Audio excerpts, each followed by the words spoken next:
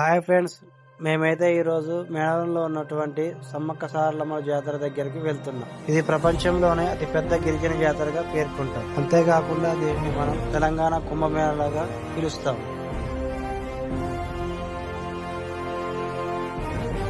ప్రస్తుతం మనం మేడారంలో ఉన్నటువంటి విజువల్స్ చూద్దాం.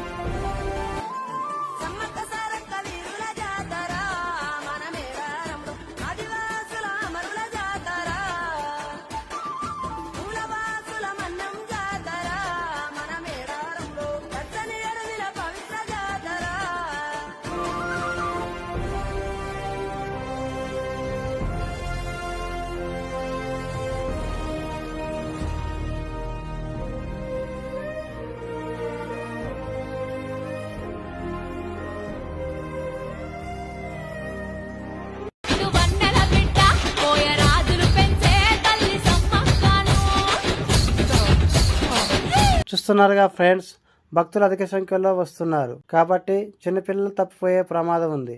కావున చిన్నపిల్లలతో వచ్చే భక్తులు చాలా జాగ్రత్తగా ఉండాలి.